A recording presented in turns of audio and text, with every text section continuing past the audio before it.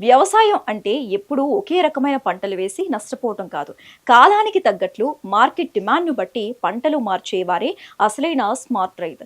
అలాంటి స్మార్ట్ రైతులు ఎంచుకునే అత్యుత్తమ వాణిజ్య పంటల్లో ముందు వరుసలో ఉంటుంది బంతిపూల సాగు. అలంకరణ నుంచి దేవుడి పూజ వరకు పండుగల సీజన్లో బంతిపూలకు ఉండే గిరాకీ అంతా ఇంత కాదు. తక్కువ నీరు, తక్కువ పెట్టుబడితో కేవలం 3-4 నెలల్లోనే రైతుల చేతికి కరెన్సీ నోట్లు అందించే ఏకైక పంట ఇది. అందుకే గుంటూరు జిల్లాకు చెందిన రైతు గత 25 ఏళ్లుగా బంతి సాగు చేస్తున్నారు.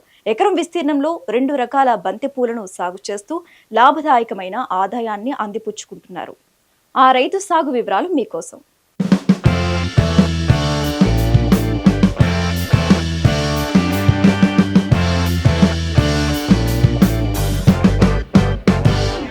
పండుగ ఏదైనా, శుభకార్యం ఏదైనా ముందుగా గుర్తొచ్చేది బంతిపూలే.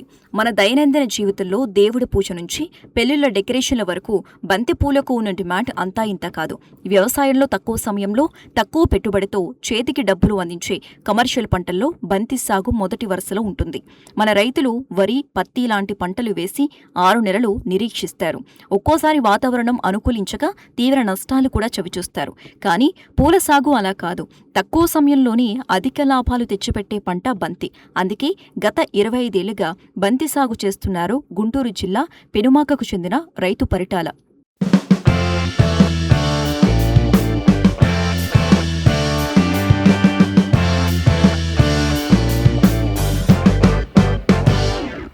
తనకున్న ఎకరం విస్తీర్ణంలో 2 రకాల బంతిపూలను సాగు చేస్తున్నారు పరిటాల. తోట వేయటానికి సుమారు 60,000 వరకు ఖర్చు చేశారు. అన్ని ఖర్చులు పోను గత ఏడాది 3 లక్షల వరకు ఆదాయం వచ్చిందని రైతు చెబుతున్నారు. ఈ ఏడు పూల దిగుబడి బాగుందని, లాభదాయకంగా ఉంటుందన్నారు. ప్రస్తుతం పూలు కోతకు వచ్చాయని, ప్రతి 2 రోజులకు ఒకసారి పూల కోతలు చేస్తున్నామని రైతు వివరిస్తున్నారు. సీజన్ను బట్టి పంట సాగు చేయటం వల్ల రైతులు లాభాలు పొందవచ్చని సూచిస్తున్నారు. ఎకరానికి దున్నటానికి 5 ఏళ్ళు అయింది. మొక్క తీసుకొచ్చుకోవడానికి ఏటకి 30 ఏళ్ళు అయింది. నాటడానికి కూలోళ్ళు 15 మంది పట్టారు. మరి వాళ్ళకి ఆటో కిరాయి ఉండేది కానీ ఆటో కిరాయి ఒక 500 రావడానికి పోవడానికి కలిపి 500. మామూలుగా మొక్క పెట్టిన కాడి నుంచి సరిగ్గా మామూలుగా అంత మొక్క కాడి నుంచి నవకరానో కోరోజినో ఏదో ఒకటి మందులు పడతానే ఉంటాం.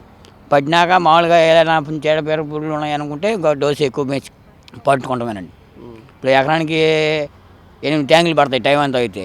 మామూలు బ్యాటరీ పంపుతో అయితే 15 ట్యాంకులు పడతాయి. చిన్న మొక్క అప్పుడైతే బ్యాటరీ పంపుతో పట్టుకోవాలి. పెద్ద మొక్క అయినాక టైం అంతా పట్టుకోవాలి.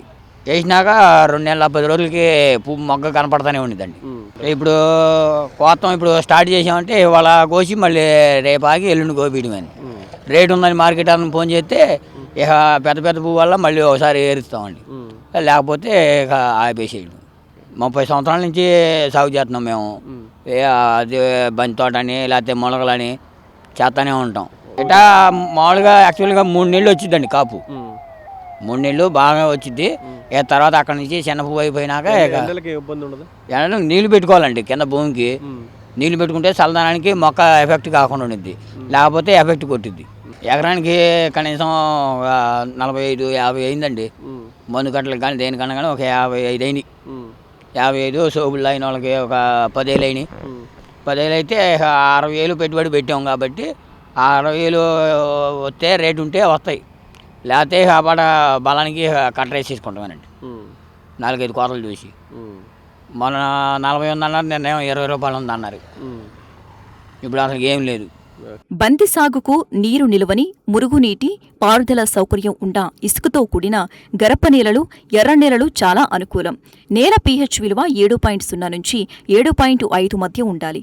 బంతిలో ముఖ్యంగా 2 రకాలు ప్రాచుర్యంలో ఉన్నాయి. ఆఫ్రికన్ బంతి పూలు పెద్దవిగా ఆరెంజ్ లేదా పసుపు రంగులో ఉండి మార్కెట్లో మంచి డిమాండ్ పలుకుతాయి. ఫ్రెంచ్ బంతి రకాలు గుబురుగా పెరిగి చిన్న పూలను ఇస్తాయి. పూలదండల తయారీకి ఆఫ్రికన్ బంతి బెస్ట్ ఆప్షన్. ఎకరం పొలానికి దాదాపుగా 100 గ్రాముల నుంచి 5 గ్రాముల విత్తనం పడుతుంది. భూమిని బాగా దున్ని ఎత్తైన నారుమడులను తయారు చేసుకోవాలి. విత్తన శుద్ధి చేసిన విత్తనాలను ఆ మడుల్లో చల్లుకుని తేమ ఉండేలా చూసుకోవాలి.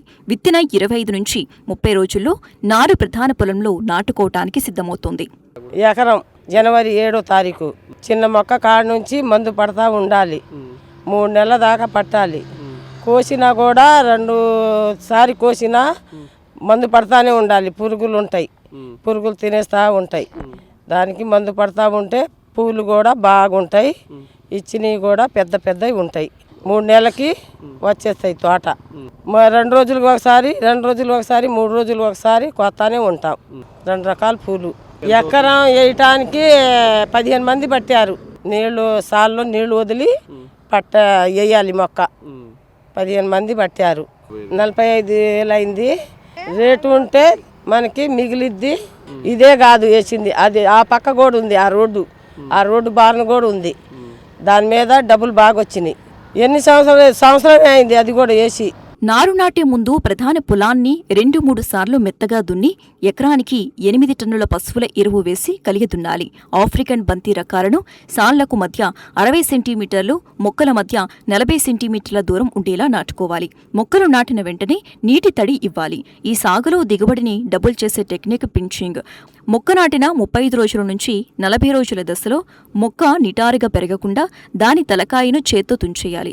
ఇలా చేయటం వల్ల పక్క కొమ్మలు ఎక్కువగా వచ్చి మొక్క గుబురుగా మారుతుంది. తద్వారా పూల సైజు, పూల సంఖ్య భారీగా పెరుగుతుంది.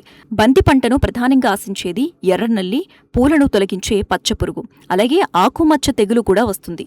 వీటి నివారణకు వ్యవసాయ అధికారుల సూచన మేరకు సకాలంలో ఎరువులను పిచికారీ చేసుకోవాలి.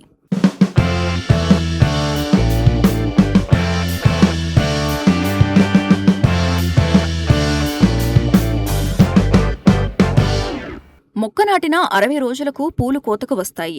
పూర్తిగా విచ్చుకున్న పూలను ఉదయం లేదా సాయంత్రం చల్లటి వేళల్లో మాత్రమే కొయ్యాలి. కోసే ముందు పొలానికి నీరు పెడితే చాలు, తాజాగా ఉంటాయి.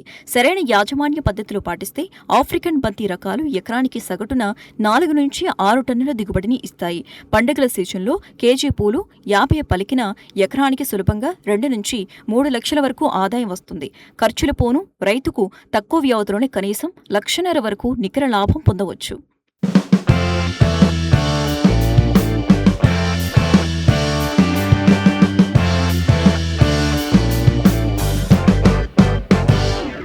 బంతిపూల సాగు అనేది రైతులకు ఒక నిజమైన ఏటీఎం లాంటిది. పెద్దగా నీటి వసతి లేకపోయినా, నేలలు అంత సారవంతంగా లేకపోయినా ఈ మొక్కలు తట్టుకుని నిలబడతాయి. పండుగ సీజన్ను కరెక్ట్గా గెస్ చేసి మొక్కలు నాటుకోవటం, ఆ పించింగ్ టెక్నిక్ వాడటం ద్వారా ఏ రైతు అయినా ఈ సాగులో విజయం సాధించవచ్చు.